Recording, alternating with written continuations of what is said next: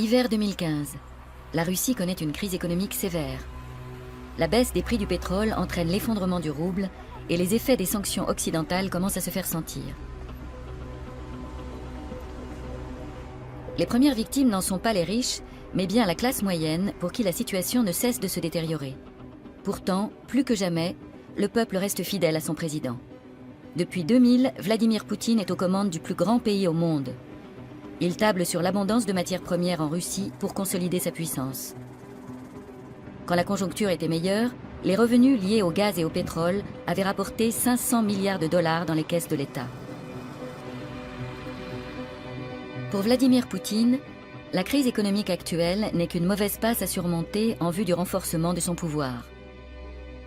Mais pour atteindre ses objectifs, il doit aussi accroître son influence sur l'économie et la politique de l'Europe occidentale.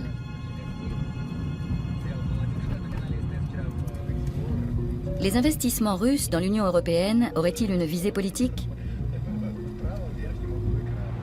Les grands projets du Kremlin obéissent-ils à une stratégie ou se limitent-ils à des intérêts purement économiques?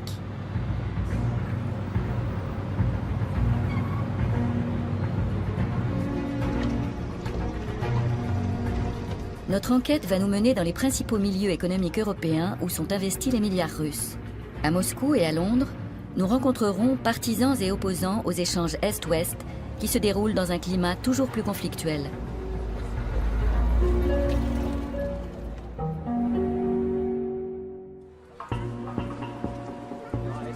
Octobre 2014. Dans la station balnéaire de Warnemünde se tient la Journée de la Russie. À la suite de l'annexion de la Crimée, les pays occidentaux ont pris des sanctions contre Moscou. Malgré cela, certains entrepreneurs et hommes politiques allemands et russes souhaitent maintenir le dialogue. L'invité de marque de ce forum est l'ancien chancelier allemand Gerhard Schröder. Mesdames et messieurs, nous savons combien la paix et la stabilité dans toute l'Europe sont essentielles à notre bien-être et à notre prospérité.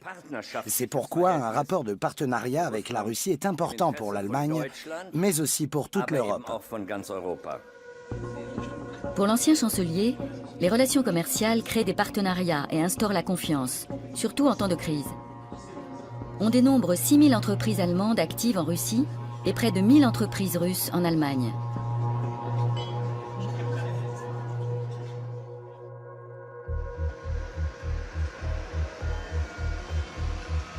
À Londres, à la rédaction du Guardian, nous rencontrons Luke Harding, correspondant à l'étranger pour le célèbre quotidien britannique. Le journaliste, âgé de 47 ans, a travaillé à Moscou pendant 4 ans. Il est sceptique quant à un éventuel partenariat économique entre la Russie et l'Europe.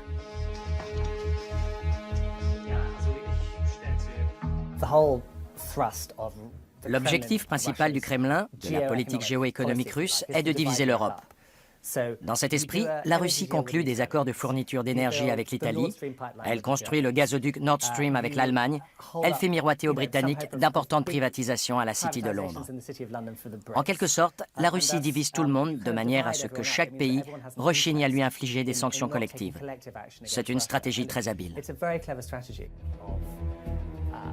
Les transactions avec la Russie nécessitent une préparation toute particulière. Comme Luke Harding l'a démontré, dans le cas d'investissements en Occident, c'est souvent le Kremlin qui tire les ficelles. Quand vous faites des affaires, il vous faut ce que les Russes appellent krisha, c'est-à-dire un toit. Cela signifie que vous devez connaître quelqu'un dans les milieux proches du gouvernement ou dans les services secrets pour vous protéger. Si votre krisha n'est pas assez fort, on vous volera tout. On peut analyser cela d'un point de vue sociologique ou alors utiliser une expression qui résume bien la situation, la Kremlin SA. Le Kremlin serait donc une sorte de holding qui mêlerait politique, économie, services secrets et certaines branches du crime organisé, et qui serait chargé de contrôler et de diriger d'importants secteurs économiques. Cette notion de Kremlin SA n'est-elle que le produit de l'imagination d'un journaliste occidental?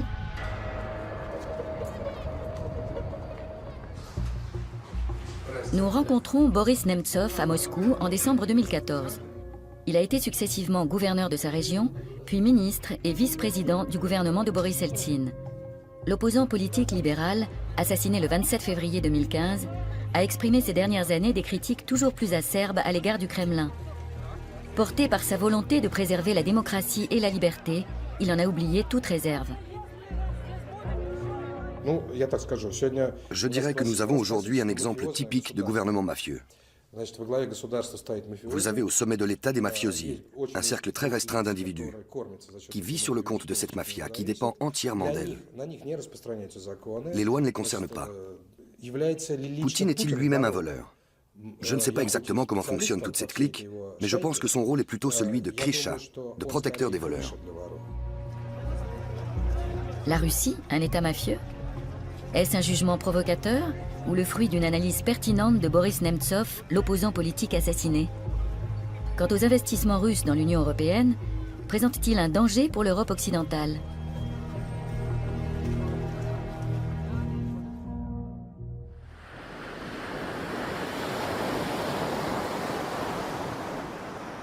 Nous sommes dans le nord de l'Allemagne, en Mecklembourg-Poméranie occidentale.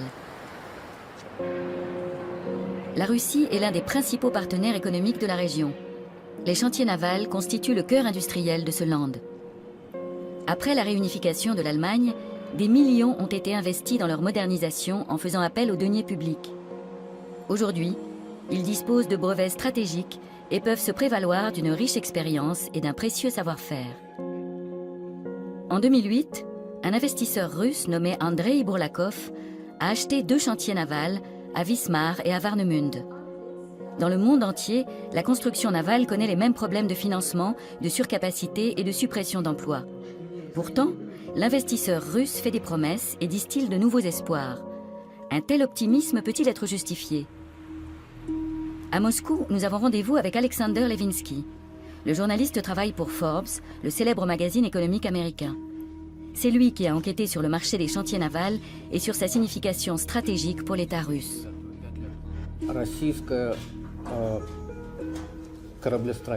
L'industrie navale de la Russie était essentiellement orientée vers la marine de guerre. La situation dans le secteur civil était assez pitoyable.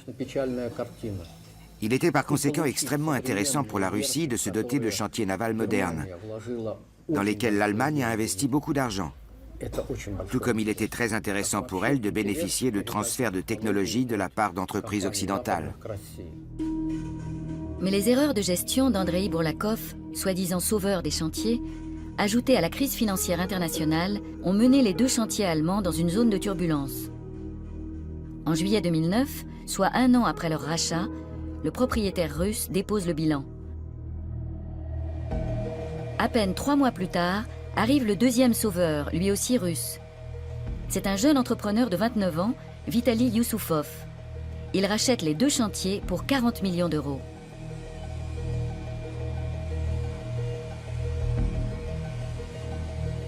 L'engagement massif des Russes dans une industrie aussi durement touchée par la crise soulève des questions.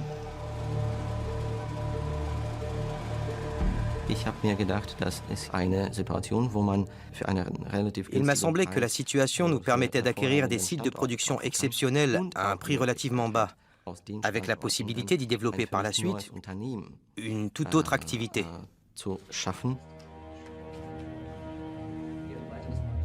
Avant de devenir le propriétaire de ces chantiers navals, Vitali Youssoufov a travaillé pour une filiale du géant énergétique russe, Gazprom. Aujourd'hui, le constructeur novice envisage avant tout de fabriquer des navires brise-glace destinés à l'industrie énergétique russe. L'Arctique recèle d'importantes ressources gazières. Le gaz naturel liquéfié est transporté par des navires spéciaux. Or, les chantiers navals russes n'ont pas les compétences pour les construire. Lors de la journée de la Russie à Warnemünde, Vitali Youssoufov est présenté comme un investisseur modèle. Cette fois, le succès semble au rendez-vous. Mais Vitali Youssoufov est-il réellement le jeune entrepreneur habile qui s'est lancé seul dans cette entreprise risquée? Il suffit d'un regard sur son passé pour entrevoir des antécédents troubles et des liens inattendus.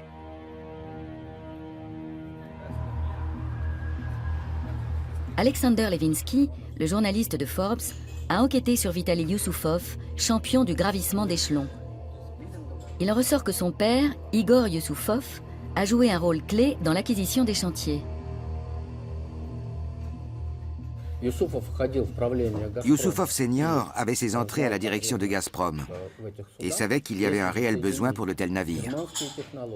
L'alliance de la technologie allemande, d'un certain nombre d'entreprises russes de construction navale et de Gazprom en tant que commanditaire, cela promettait des profits fabuleux. Le père de Vitali, Igor Youssoufov, est une personnalité de premier plan dans les milieux gouvernementaux. Jusqu'en 2013, il siège au conseil d'administration de Gazprom, le premier groupe énergétique mondial. Jusqu'en 2011, il fait fonction de mandataire spécial du président russe pour les questions d'énergie, et de 2001 à 2004, il occupe le poste de ministre de l'énergie en Russie. On est alors en droit de se demander si le rachat des chantiers allemands ne s'est pas fait par décision de la direction de Gazprom ou sur ordre du Kremlin. Pour le géant énergétique russe, le transport des matières premières de l'Arctique est une nécessité stratégique. Les recettes de l'entreprise représentent quant à elles un tiers du budget de l'État.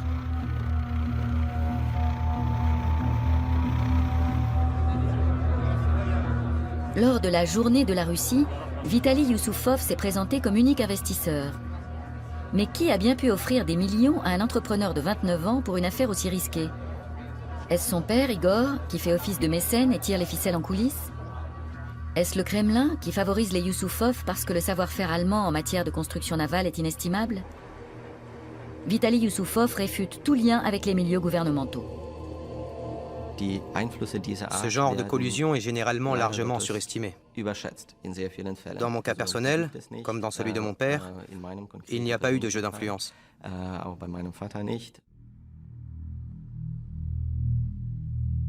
Dans quelle mesure les dénégations de Vitali Youssoufov sont-elles convaincantes? Nouveau retour en arrière. En 2008, Andrei Bourlakov, le premier investisseur des chantiers de la Baltique, donne une réception à Moscou.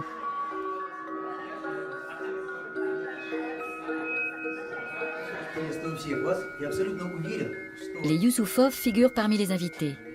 Igor, le père, fonctionnaire au Kremlin, insiste lors de son allocution sur la nécessité stratégique de construire des navires spéciaux pour l'exploitation des matières premières dans l'Arctique. À l'époque déjà, la rumeur prétendait que les Youssoufov et Andrei Bourlakov étaient associés depuis longtemps. Nous posons la question directement à Vitali Youssoufov en octobre 2014. Monsieur Bourlakov et votre famille étaient associés. C'est faux. Mais vous entreteniez des relations. Aucune relation. Ces liens dont font état la presse ont donc été imaginés? Parfaitement. Vous utilisez le terme qui convient. La presse crée souvent de toutes pièces ce genre de liens qui n'ont aucun fondement. Les témoignages divergent. Bourlakov a déclaré à plusieurs reprises qu'il connaissait Youssoufov père depuis plus de 15 ans. Pourquoi Vitali nie-t-il toute relation entre Andrei Bourlakov et les Youssoufov? Que fait Igor, le père, à Wismar en 2008, ici aux côtés d'Andrei Bourlakov, avant que sa famille ne reprenne les chantiers en été 2009? La présence d'un haut fonctionnaire du Kremlin à la réception d'Andrei Bourlakov à Moscou n'est-elle également que le fruit du hasard?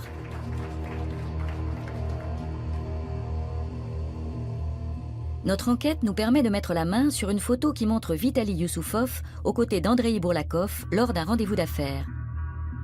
Les recherches que mène le journaliste Alexander Levinsky aboutissent à des conclusions très instructives.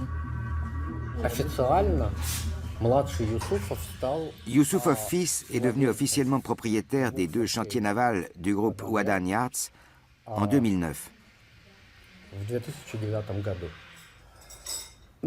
L'enquête que nous avons menée montre cependant que le père et le fils en étaient au moins copropriétaires avant cette date. Les Youssoufov étaient-ils déjà secrètement propriétaires des chantiers dès 2008? Andrei Bourlakov n'a-t-il servi qu'à leur ouvrir des portes? Alexandre Levinsky a eu accès au dossier d'instruction de la police russe. En effet, à la suite de la faillite des chantiers, leur ancien propriétaire a été inculpé pour irrégularité dans le marché de la mer Baltique. L'audition des témoins confirmerait les liens commerciaux entre les Youssoufov et Andrei Bourlakov. Malheureusement, Andrei Bourlakov ayant été assassiné en 2011, son procès n'a jamais pu avoir lieu.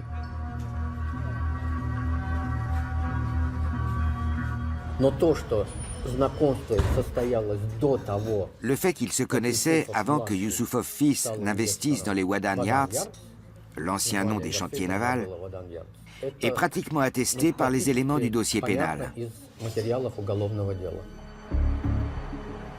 Les petits secrets des Yusupov sont-ils censés dissimuler les liens existants entre des intérêts commerciaux privés et les stratégies du Kremlin? Le savoir-faire des chantiers de la Baltique est un atout majeur sur le marché mondial de l'énergie, qui pourrait s'avérer décisif dans l'exploitation des ressources gazières de l'Arctique. Les recettes en résultant ne renfloueraient pas uniquement les caisses de l'État, elles permettraient également au maître du Kremlin de consolider son pouvoir.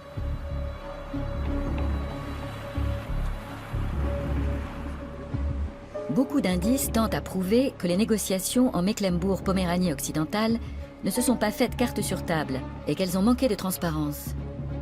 Les liens entre les intérêts privés et étatiques restent troubles. Évidemment, pour les ouvriers de la Baltique, l'enjeu est tout autre. Ils souhaitent conserver leur emploi et que les grues continuent de tourner.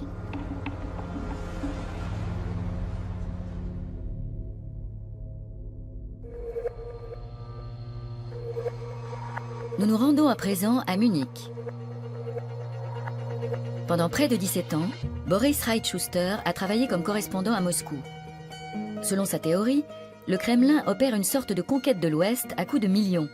Cela concerne d'après lui un groupe restreint de personnalités haut placées. C'est une question de proximité vis-à-vis du président, de fidélité et de loyauté. Comme dit un dicton sud-américain, pour mes ennemis, la loi, pour mes amis, tout le reste. Vladimir Poutine partage avec certains grands patrons et hauts gradés de l'armée et des services secrets l'ambition de voir la Russie rejoindre le cercle des grandes puissances politiques. Dans cette optique, il n'hésite pas à honorer des requêtes privées.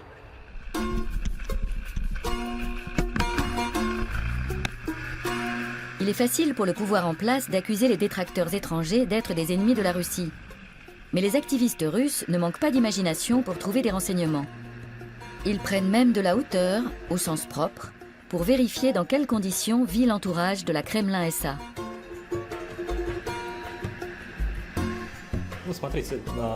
En Europe, cela se passe bien sûr plus simplement. Mais chez nous, dès l'instant où un fonctionnaire s'achète un terrain et y fait construire son palais, il l'entoure d'une clôture de 4 mètres de haut, à travers laquelle on ne voit rien. Les militants appartiennent au cercle du célèbre défenseur des droits civiques, Alexei Navalny.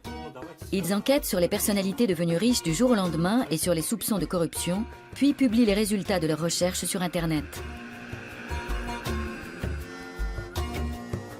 Les militants identifient les propriétaires des domaines qu'ils ont localisés. L'un d'eux serait Vladimir Yakounine, le président de la compagnie des chemins de fer russes, un ancien officier du KGB. On dit qu'il est un ami de Vladimir Poutine.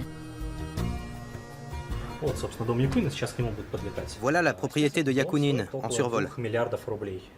Elle vaut actuellement dans les 2 milliards de roubles. Au moment de son achat, elle valait dans les 50 millions d'euros. Je dois d'ailleurs dire que ce groupe fermé est extrêmement restreint. Il compte moins d'une centaine de membres qui contrôlent environ 40% de toute la richesse de la Russie.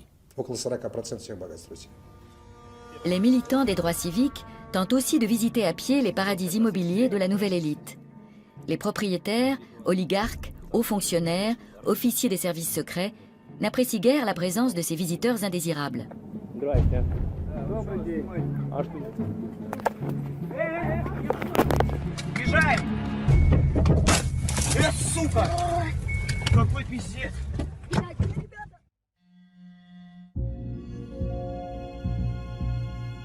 Sous le règne de Vladimir Poutine, les services de sécurité sont devenus l'épine dorsale du pouvoir. En Russie, on les nomme les siloviki, les hommes forts. D'anciens officiers issus de la police, de l'armée ou des services secrets gèrent aujourd'hui des entreprises de matières premières, des banques, des usines d'armement et représentent une partie importante de la Kremlin SA. La corruption a été institutionnalisée et soumise au contrôle de Vladimir Poutine, de ses amis et d'une bulle au sein des services secrets. À ce sujet, Olga Krishtanovskaya a fait un travail remarquable qui montre que 2 tiers, voire 3/4 des hauts responsables actuels au Kremlin sont d'anciens membres du KGB. Kremlin-SA, groupe mafieux et État policier, ces notions ne seraient-elles que l'expression d'une propagande russophobe savamment orchestrée? Fin 2010, Luke Harding, correspondant au Guardian à Moscou, est rappelé à Londres. Des milliers de documents secrets sont parvenus à la rédaction du journal. C'est le fameux Wikileaks, dont une partie des feuillets décrivent la structure de la Kremlin-SA. Pour moi, c'était la plus belle des confirmations. Tout le monde savait que la Russie était corrompue, mais encore fallait-il le prouver. Je travaillais sur ce sujet depuis très longtemps déjà, et en fait, il se trouvait que les gouvernements américains et britanniques étaient eux aussi arrivés à la même conclusion. Voici le genre de document clé, câble diplomatique de l'ambassade américaine. La Russie est un État mafieux. Il provient d'un enquêteur espagnol et il y est indiqué « No Foreign », à ne pas divulguer. C'est un document secret du gouvernement américain.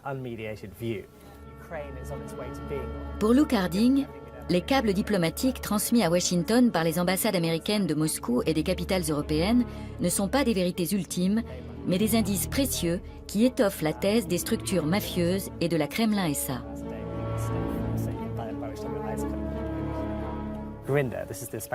José Grinda, le procureur espagnol, a déclaré qu'il considérait la Biélorussie, la Tchétchénie et la Russie comme des États mafieux. Il affirme que dans ces pays, il est impossible de différencier les activités du gouvernement de celles du crime organisé, parce qu'elles sont parfaitement identiques.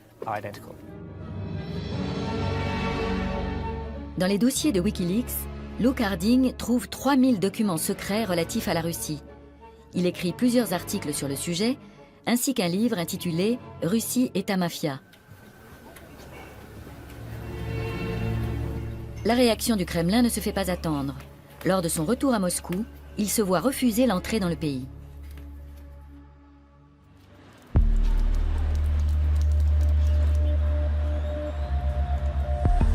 Moscou, décembre 2014. Cette atmosphère de crainte et de méfiance ne règne pas qu'au sein des médias étrangers. Le journaliste moscovite Mikhail Zygar connaît parfaitement les limites de la liberté de la presse en Russie. Il est rédacteur en chef de la chaîne de télévision indépendante Dojd, plateforme critique appréciée surtout des jeunes.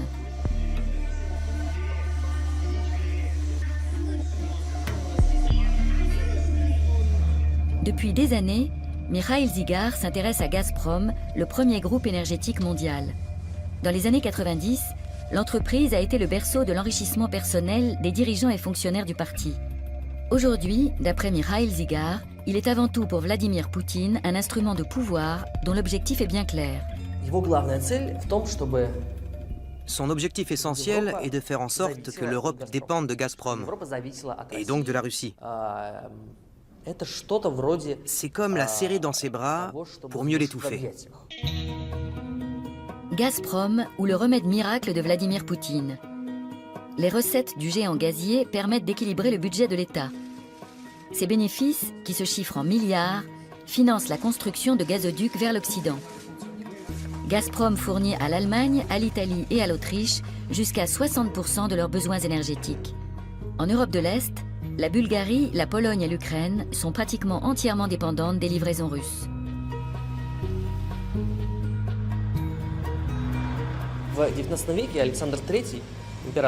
Au XIXe siècle, le tsar Alexandre III disait que la Russie n'avait que deux alliés, son armée et sa flotte. L'allié majeur de Poutine, c'est Gazprom. Ce n'est pas une entreprise indépendante qui a ses propres intérêts et ses propres activités. C'est un instrument grâce auquel la Russie se forge sa véritable place dans le monde contemporain.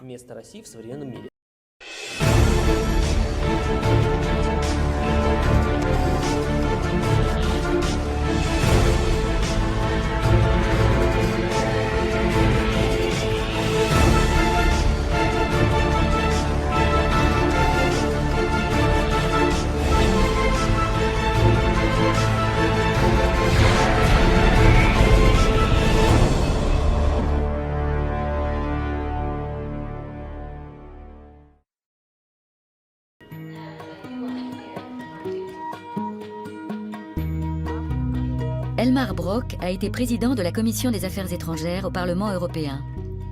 Depuis des années, ce spécialiste de l'Europe de l'Est dénonce les liens étroits qui unissent responsables politiques et économiques en Russie.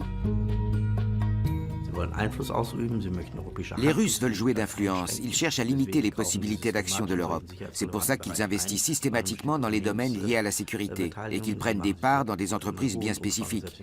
Ils procèdent ainsi à grande échelle dans les pays baltes, en Serbie, dans les Balkans, mais aussi dans des pays membres de l'Union européenne. Ils n'agissent pas uniquement dans un intérêt économique. Ils ont une stratégie politique claire. C'est un fait que nous avons trop longtemps occulté.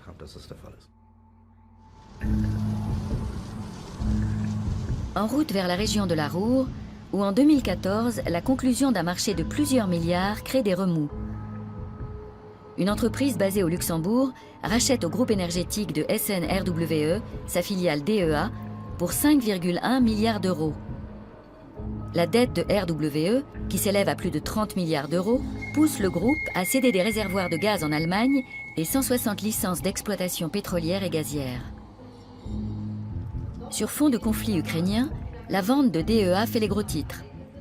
Il se trouve en effet que l'entreprise luxembourgeoise Letter One est dirigée par des investisseurs russes. Les opposants à cette vente prétendent qu'elle va à l'encontre de la position du gouvernement allemand qui prône la réduction de la dépendance énergétique face à la Russie. En effet, les licences pétrolières et gazières de DEA lui permettent d'extraire dans la mer du Nord, au Proche-Orient et en Afrique du Nord. Letter One fait une offre de rachat bien supérieure à tous ses concurrents.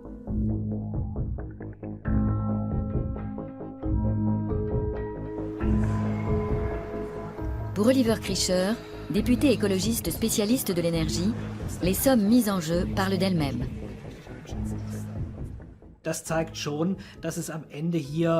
Cela montre que l'affaire conclue ici n'a vraisemblablement pas été uniquement motivée par des intérêts commerciaux, mais qu'à travers DEA, une des plus grandes compagnies gazières et pétrolières en Europe, on cherchait à obtenir un accès stratégique au marché et aux infrastructures énergétiques européennes.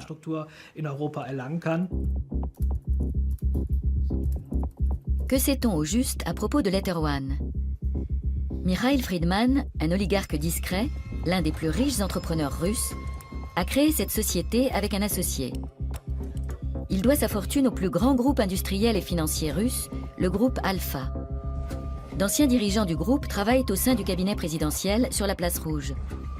Dès le début des négociations, la commission des affaires économiques du Bundestag avait émis de sérieuses réserves quant à cette vente.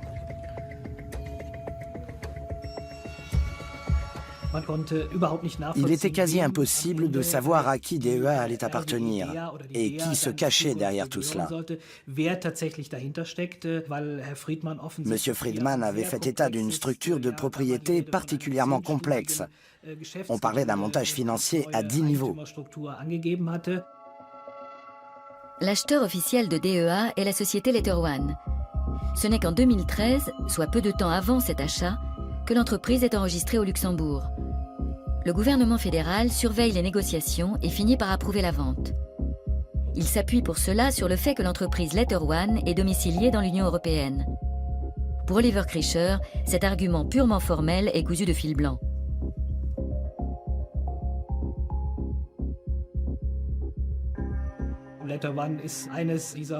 Letter One est une holding domiciliée au Luxembourg. Or, la question n'est pas de savoir où se trouve le siège social d'une entreprise, mais plutôt de savoir qui, en fin de compte, en est le véritable propriétaire, qui prend les décisions. Pour cette raison, je trouve l'argument de la domiciliation européenne utilisé par le gouvernement fédéral vraiment risible.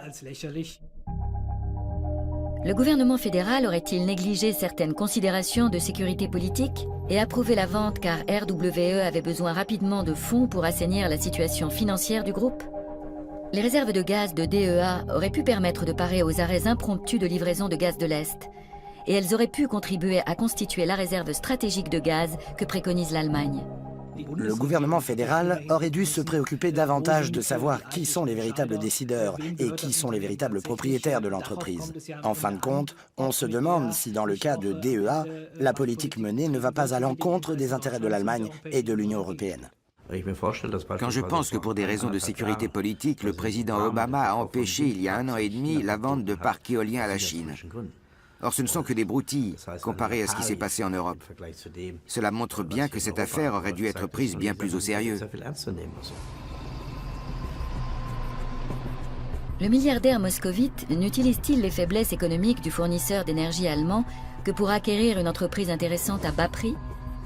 Ou cette affaire masque-t-elle une volonté du Kremlin d'accroître son influence économique dans un pays phare de l'Union européenne? Dans le cas de Mikhail Friedman et des oligarques, il peut s'agir d'obéissance servile. Ils connaissent parfaitement les intentions de Vladimir Poutine. Quand ils mènent une telle transaction, ils obtiennent des points de bonus auprès du tsar ou de l'empereur, comme ils le nomment. La question est de savoir s'ils ont vraiment besoin d'instructions. Mais en cas de doute, le Kremlin n'est jamais bien loin. Dans toutes les grandes entreprises, siègent des membres des services secrets pour qui il suffit de passer un coup de fil ou de donner un conseil discret qui ne laisse aucune trace écrite. C'est aussi ce qui rend si difficile la quête d'éléments à produire en justice. Le rachat de DEA par Mikhail Friedman pourrait encore réduire l'indépendance énergétique de l'Occident si les tensions avec Moscou s'accroissaient.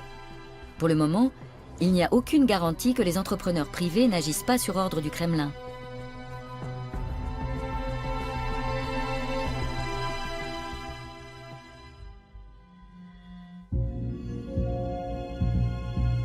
Un mélange d'espoir de relance et de méfiance entoure les investissements russes en Occident.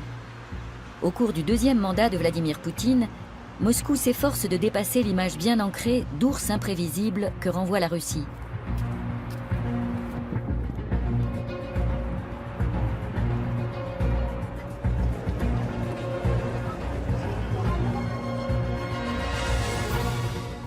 En 2006, Gazprom signe un contrat de sponsoring avec le club de football allemand Schalke 04. À l'époque, le club est criblé de dettes et c'est l'occasion pour le Kremlin, grâce au géant énergétique, de soigner son image. Anton Oresh est journaliste sportif à Moscou. Passionné par tout ce qui touche au football d'élite russe, il garde un œil affûté sur les liens qui se tissent entre le sport et la politique. Je pense que c'était très important, à un certain stade, pour l'image de la Russie et pour permettre à notre géant de l'industrie du gaz et du pétrole de se développer en Occident. Pour que, lors des grands événements, qui sont toujours suivis par des millions de spectateurs, on puisse voir le logo de l'entreprise, pour que les gens s'y habituent, au même titre que d'autres entreprises et des banques qui y participent. Depuis 2006, Moscou verse tous les ans plusieurs dizaines de millions d'euros au club de football allemand. Si le montant exact reste secret, il est bien à 8 chiffres. Depuis des années, le journaliste Jens Weinreich observe les agissements du Kremlin qui investit dans le football pour gagner la sympathie des supporters occidentaux. Ses enquêtes minutieuses sur la corruption dans le sport et son instrumentalisation politique lui ont apporté une grande renommée. Selon lui, le Kremlin mène un projet politico-sportif de grande envergure.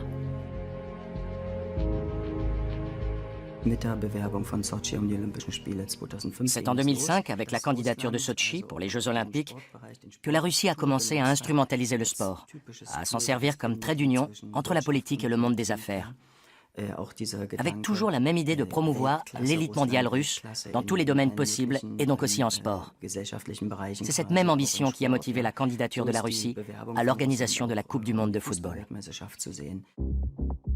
Les millions de Gazprom permettent aussi à la Russie de sponsoriser la Ligue des champions de l'UEFA.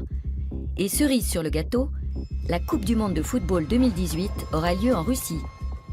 Des proches du chef du Kremlin sont désignés à la tête des principales associations de football. Sergei Foursenko, un ancien voisin de Datcha de Poutine, est nommé en 2010 président de la Fédération de Russie de football et devient membre d'une commission au siège de l'Association internationale de football, la FIFA. Si vous prenez la liste de nos principaux responsables, vous verrez que nombre d'entre eux se sont connus parce que leurs datchas dépendaient toutes de la même coopérative. C'est ainsi que Foursenko a rencontré Poutine, il y a des années. Ils sont devenus amis, et c'est ainsi qu'il s'est retrouvé à la tête de notre fédération de football, alors qu'il n'avait aucune qualification pour devenir dirigeant dans le monde du football. Les Coupes du monde de football font partie des événements les plus médiatisés au monde. La puissance émotionnelle du spectacle et une organisation parfaite sont le décor idéal pour une campagne d'image de marque. D'après les enquêtes menées par Jens Weinreich, les candidatures pour les très grands événements sportifs donnent toujours lieu à des soupçons de corruption. Le 2 décembre 2010, à Zurich, a lieu l'annonce de l'octroi de la Coupe du monde de football 2018. En 2018, la Coupe du monde FIFA sera organisée par la Russie. Mais les milieux bien informés en Russie connaissaient déjà depuis longtemps le nom des organisateurs.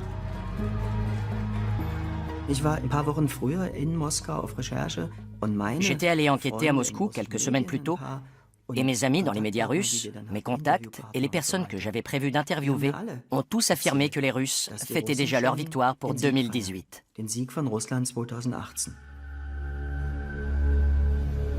Les rumeurs quant aux pratiques douteuses dans l'attribution de l'organisation de la Coupe du Monde 2018 soulèvent la question suivante. Est-ce l'argent du Kremlin qui a permis à la Russie d'accueillir la prestigieuse compétition? Après une enquête interne, la FIFA rejette ces allégations. Je suis intimement persuadé que l'attribution de la Coupe du Monde a été obtenue de façon frauduleuse. Est-ce que je peux dire qu'elle a été achetée? D'un point de vue juridique, je peux l'affirmer d'un point de vue général parce que je n'implique personne ni aucune institution.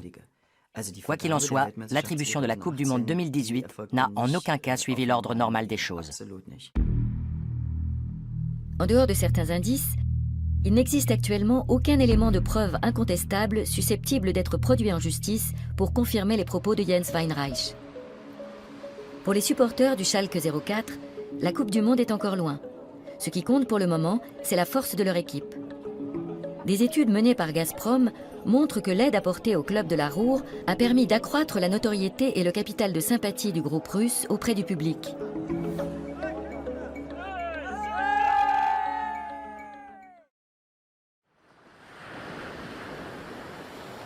Lors de la journée de la Russie à Warnemünde, l'ancien chancelier Gerhard Schröder appelle à prendre des mesures en faveur de l'état de droit et de la démocratie en Russie, tout en soulignant qu'il convient de garder à l'esprit les progrès des relations bilatérales depuis la fin de la guerre froide. Où serions-nous aujourd'hui si au cours des décennies précédentes, nous n'avions pas construit et préservé la confiance bilatérale qui nous unit? C'est bien cette confiance qui a permis à l'Allemagne de se réunifier et à l'armée russe de se retirer des États de l'ancien bloc de l'Est. Retour en arrière. En 2001, au plus fort de l'amitié russo-européenne, on se prend à rêver d'une maison commune européenne. Pour la première fois, un président russe prononce un discours devant le Parlement allemand.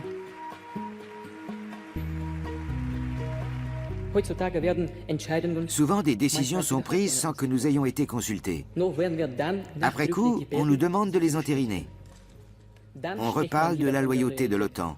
On entend même dire que sans la Russie, ces décisions ne pourraient être mises en œuvre.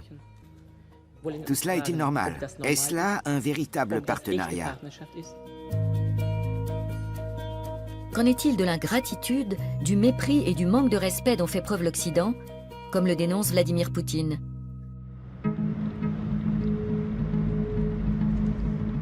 Nous nous rendons en Bavière pour rencontrer un expert de la politique russe. À la fin des années 90, Alfred Koch a été vice-premier ministre de Russie, chargé de la privatisation de l'économie. Pendant de nombreuses années, cet homme politique libéral a formulé de vives critiques à l'encontre du régime du Kremlin. Alfred Koch vit en Allemagne depuis 2013. Souvenez-vous, en décembre 2011, on a commencé à assister à de grands rassemblements. Et en mai 2012, l'un de ces rassemblements a été violemment réprimé. Depuis, on emprisonne les militants qui y ont participé. Dès lors, j'ai compris qu'il n'y aurait aucune démocratisation ni aucun rapprochement avec les libéraux sous Poutine. Il n'a pas choisi délibérément de s'installer au bord du Chiemsee. Une procédure douanière à son encontre est en cours en Russie. Selon Alfred Koch, il ne s'agit que d'une manœuvre du Kremlin visant à l'intimider. Même s'il critique violemment la politique russe, Alfred Koch considère que l'Occident tient une part de responsabilité importante dans les tensions en Europe. Après la défaite de la Russie à l'issue de la guerre froide, l'Occident s'est comporté avec elle comme avec l'Allemagne au lendemain de la Première Guerre mondiale. Il a refusé de l'intégrer, alors même qu'il existait en Russie un puissant mouvement favorable à l'intégration, y compris lors du premier mandat de Poutine. L'Occident ne l'a accueilli ni au sein de la communauté européenne, ni au sein de l'OTAN, dans aucune structure. La Chine est devenue membre de l'OMC avant la Russie.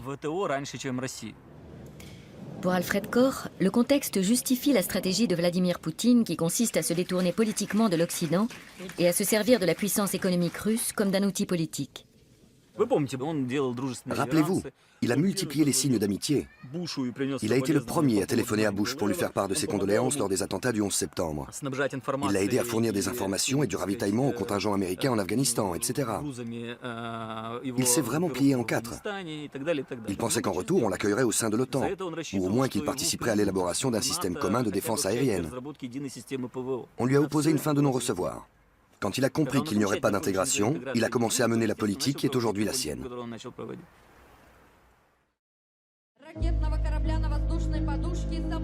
Le conflit ukrainien est bien la preuve que la Russie opte désormais pour la confrontation plutôt que pour la collaboration. En 2014, c'est avec une parade militaire que Poutine célèbre officiellement l'annexion de la Crimée à Sébastopol. La flotte joue un rôle prépondérant dans sa politique de démonstration de force. En 2011, la Russie conclut un contrat spectaculaire avec la France qui doit lui fournir son bâtiment de guerre le plus moderne, le Mistral. Son prix, 1,2 milliard d'euros. Ce navire est capable d'assurer le transport rapide et facile d'hélicoptères, de blindés et de troupes. Il faut se rappeler que le chef de la marine russe avait dit, avec un bâtiment comme le Mistral, pour attaquer la Géorgie, on n'aurait pas mis 26 heures, on aurait mis 40 minutes. Et il faut que les Français prennent conscience que ce n'est pas simplement un équipement mineur avec une armée qui a beaucoup de moyens, c'est un outil majeur de déstabilisation de pays aux frontières de l'Europe. Le marché de l'armement est à l'origine de bien des conflits en Europe occidentale. Il divise aussi les esprits en France. Toutefois, ce contrat assure des centaines d'emplois dans les chantiers de Saint-Nazaire. Lorsqu'en 2014, l'Union européenne décide de sanctions contre la Russie, la vente des navires de guerre ne figure pas dans l'embargo de vente d'armes qui vient d'être instauré. L'Europe est très divisée par rapport à la Russie. La France a réussi, dans les sanctions européennes, à faire qu'il y ait un embargo sur les ventes d'armes, mais sur des nouveaux contrats, pas sur des contrats qui étaient déjà engagés. Ce qui est assez ridicule, parce qu'on sait que des contrats d'armement, ça prend toujours beaucoup de temps.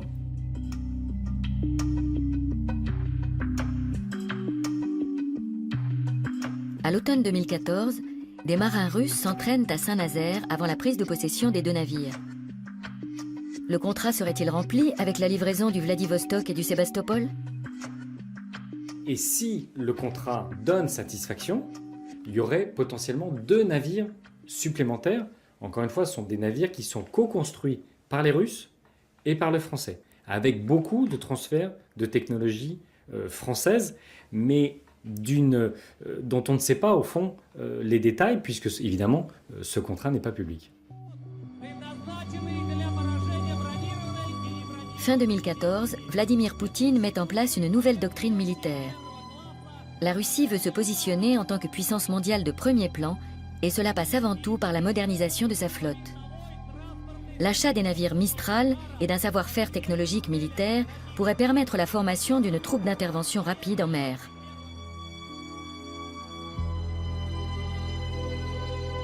Si la France annulait la commande, elle serait contrainte de s'acquitter d'une énorme amende pour rupture de contrat. D'après les sondages, la majorité des Français se prononcent en faveur de la livraison des vaisseaux. Même le Front National y est favorable.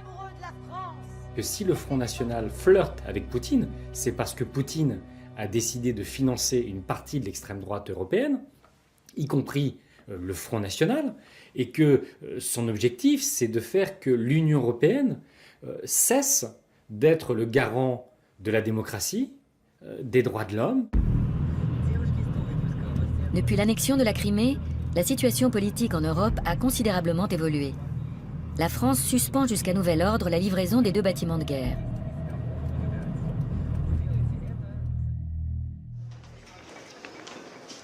Warnemünde. L'ancien chancelier Gerhard Schröder martèle une formule politique qui a fait ses preuves en temps de crise. Wandel durch Handel, le changement par les échanges. Tel est le nom donné à la stratégie de détente adoptée durant la guerre froide. Il n'y a pas d'automatisme. Chaque menace ou acte pouvant mener à une escalade de la violence peut et doit être empêché par la négociation politique. La formule a déjà fait ses preuves. En 1973, l'Allemagne de l'Ouest échange des gazoducs et des crédits qui se chiffrent en millions contre du gaz naturel sibérien. À l'époque, c'est une percée politique dans une période glaciale. Et aujourd'hui, ce modèle pourrait-il fonctionner au vu de la crise actuelle? Nous posons la question à Sergueï Mikheyev, un politologue moscovite proche du Kremlin. Je pense qu'il est essentiel que nous ayons des relations économiques normales. Cela atténuerait immédiatement les tensions politiques, y compris au sein même de la société russe. Car en réalité, malgré toutes les difficultés auxquelles sont confrontés les Russes, personne ne veut la guerre. Il faut être honnête, le concept du Wandel durch Handel n'a absolument pas fonctionné. Il n'y a eu aucun changement en Russie, ou alors dans le mauvais sens. Ce dont nous avons besoin maintenant, c'est de sanctions pas contre le peuple russe, mais contre l'élite du Kremlin. La Russie a-t-elle adopté une double stratégie? Bras de fer militaire devant sa porte à l'Est et prise d'influence économique à l'Ouest? Les milliards de Moscou représentent-ils une menace pour l'Union européenne?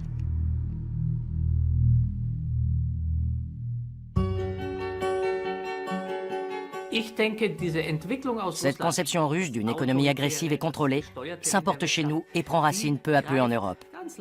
Tandis que nous continuons de croire que l'économie de marché et la démocratie sont un don de Dieu.